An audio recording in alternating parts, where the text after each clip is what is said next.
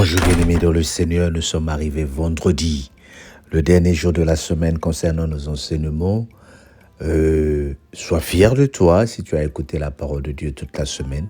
Sois aussi fier de toi si tu as juste écouté quelques jours ou bien aujourd'hui même. Le Seigneur aime ceux qui l'écoutent et ceux qui sont attentifs à sa voix. Ésaïe 23, nous prenons les versets 11 jusqu'au verset 18. L'Éternel a étendu sa main sur la mer, il a fait trembler les royaumes, il a ordonné la destruction des forteresses de Canaan. Tu as dit, tu ne te livreras plus à la joie. Vierge déshonorée, fille de Sidon, lève-toi, passe de Kittim. Même là, il n'y aura plus de repos pour toi. Vois les Chaldéens qui n'étaient pas un peuple, ces habitants du désert pour qui l'Assyrien a fondé un pays. Ils élevèrent des tours, ils renversèrent des palais de Tyr et ils les mettent en ruine.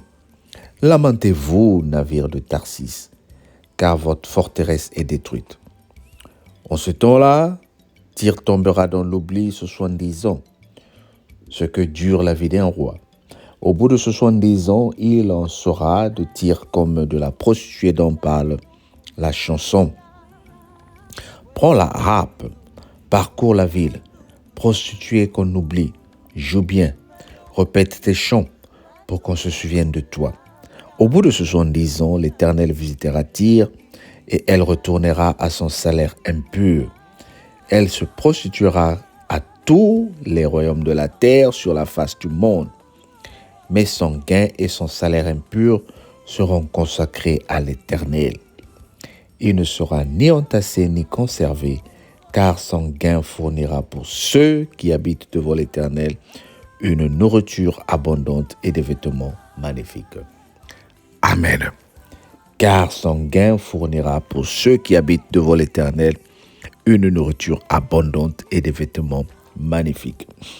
Alors, quel est ce gain-là qui va fournir une nourriture, son gain et son salaire impur? Le Seigneur parle ici. Au bout de 70 ans, l'Éternel visitera Tyr et elle retournera à son salaire impur. Elle se prostituera, mais son salaire servira à nourrir ceux qui habitent devant l'Éternel. Tu vois ici, ce message est prophétique et le Seigneur est en train de montrer que il y a des prostituées qui sont en train de se prostituer pour nourrir les saints. Cela ne veut pas dire que nous devons manger l'argent des prostituées. La prostitution ici signifie comment le Seigneur va humilier tes ennemis pour que ils ne travaillent que pour toi. Mon bien-aimé, la Bible dit, les rois seront le roi et les princesses seront nos nourriciers. Le Seigneur est en train de montrer ici que lorsque sa justice arrive, même ceux qui étaient tes supérieurs viennent te servir. Même ceux qui te prenaient comme de balayeurs viennent te servir. Parce que quand la justice de Dieu arrive, quand la justice de Dieu s'installe, personne ne peut résister, bien-aimé. Pourquoi je parle de la justice ces derniers temps et pourquoi je parle beaucoup de la justice? Parce que nous sommes dans le temps et nous sommes dans la saison de la gloire de Dieu. La saison de la gloire de Dieu arrive pour montrer sa justice. Bien-aimé, tu avais peut-être comme l'impression que tu étais mis à l'écart. Tu avais peut-être comme l'impression que tu ne valais plus rien. Mais le Seigneur est en train de te montrer que tout ce qu'il va faire, ce n'est pas pour toi, mais c'est pour la gloire des autres. Tu vas aller voir une gloire qui va se manifester à Londres en 2024. Tu vas aller voir une gloire qui va se manifester dans ta vie à partir de ce moment où tu es en train d'écouter la parole de Dieu. Tout ce que je te demande, bien-aimé, c'est de rester dans ce cercle-là, de rester dans le cercle près de l'Éternel et de continuer à espérer. Il dit, celui qui ne se confie pas aux pécheurs, celui qui ne marche pas avec les pécheurs, mais qui écoute la parole de Dieu et qui la médite, est comme un arbre planté près des eaux. Psaume 1. Heureux celui qui ne s'assoit pas en compagnie des moqueurs, mais qui trouve sa joie dans la parole de Dieu. Alors bien aimé, c'est de toi qu'il s'agit. Lorsque tu trouves ta joie dans la parole de Dieu, comme tu es en train de faire ces derniers temps en l'écoutant, tu es comme un arbre qui produit ses fruits en sa saison. Ta saison est là. Ta saison arrive. Parce que le manguier ne produit pas des mangues à chaque année ou chaque mois. Mais parce que tu es près des eaux, le manguier que tu vas produire ses fruits en ta saison. Je vais faire une prière pour que toi tu vives ta saison. Dis avec moi, homme de Dieu, prie pour moi. Et si tu l'as dit, mets ta main sur le cœur. Père, je te prie pour cette période que nous sommes en train de traverser. Je te prie pour cette période, personne qui vient de mettre sa main sur le cœur.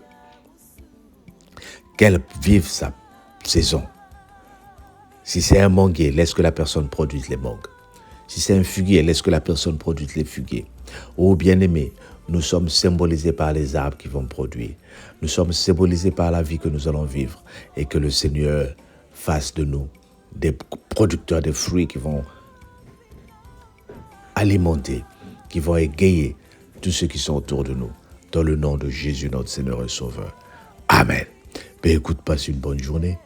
Ne reste pas comme ça sans lire la parole de Dieu les samedis ou le dimanche. Repars sur ce que tu as manqué et surtout partage. Mais abonne-toi, bien-aimé, abonne-toi. Le Seigneur a besoin de toi. Bye bye. On se dit à lundi.